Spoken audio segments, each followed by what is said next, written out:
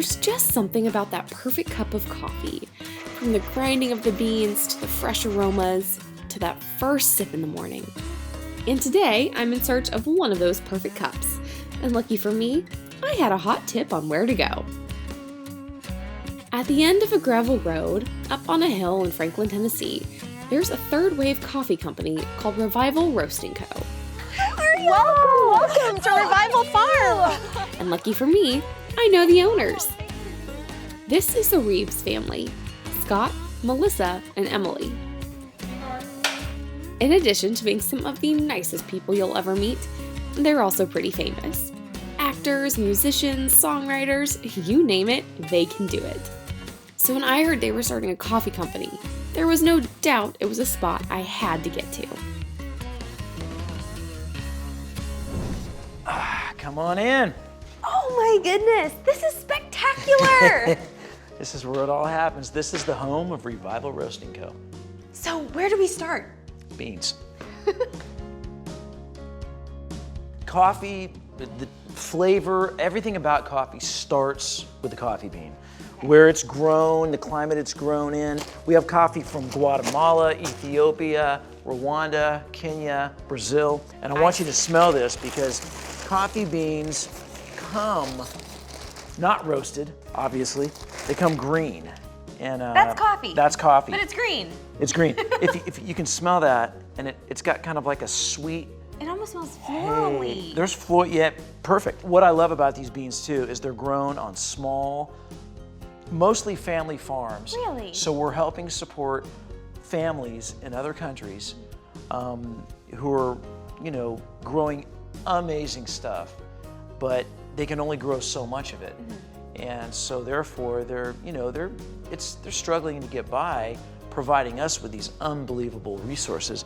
So we want to do everything we can to support those small farmers. Hearing you talk about coffee, it sounds like a science experiment, and that over there looks like something a mad scientist would have. I'm a mad scientist. This is my lab. A mad coffee scientist. It's a lab that feels like a place that might make Willy Wonka a little jealous. With cool contraptions like this double-walled drum roaster used to get the best flavors out of the beans. Every mad scientist needs a leather apron, so I'm gonna give this to you. Thank you. Before you get anywhere near this contraption. Okay.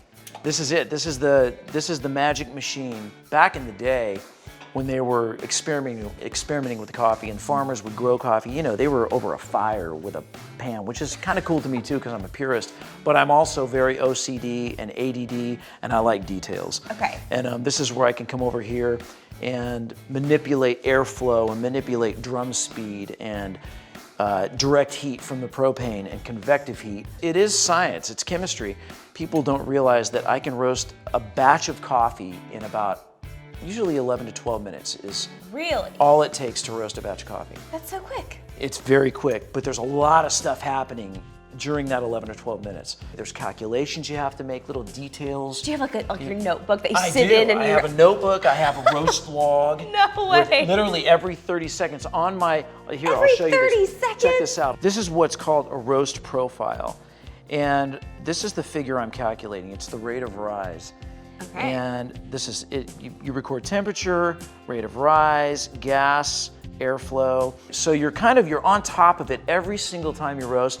Every 30 seconds, I'm on top of everything. This is just amazing because it's 30-second increments, so that's a very short span of time. And then you're talking about, we've gone over at least 15 different variables that you're having to keep track of. It seems like that, yeah. I'm just telling you, you need coffee to make your coffee. That's truth.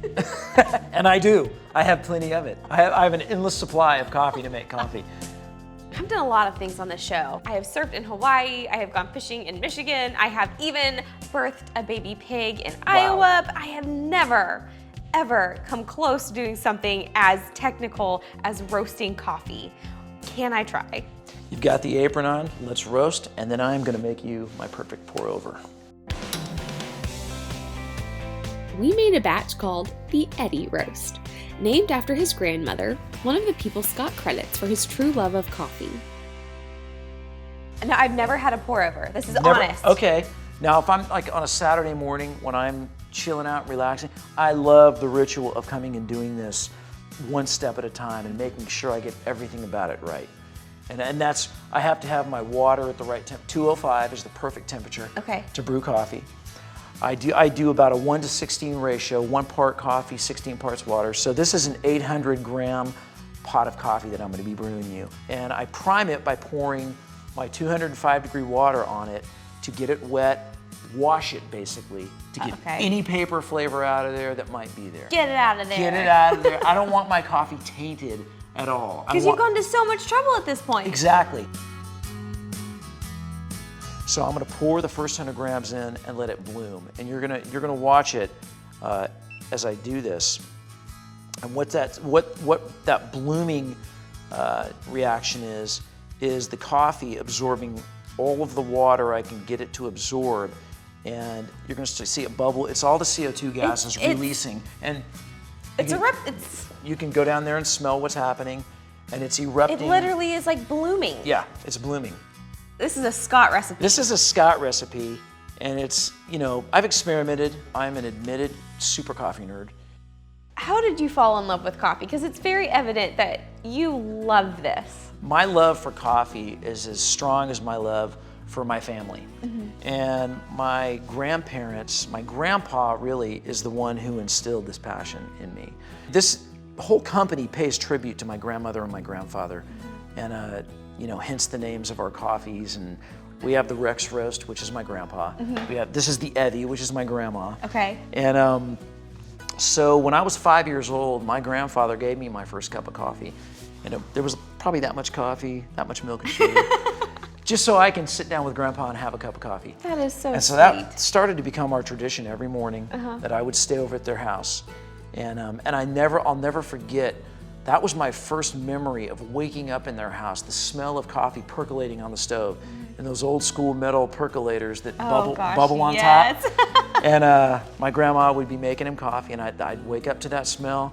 And I associate, when I walk in here in the morning, it's like waking up at Grandma and Grandpa's house. So would you say that this coffee company and the Revival Roasting Co., this is your dream?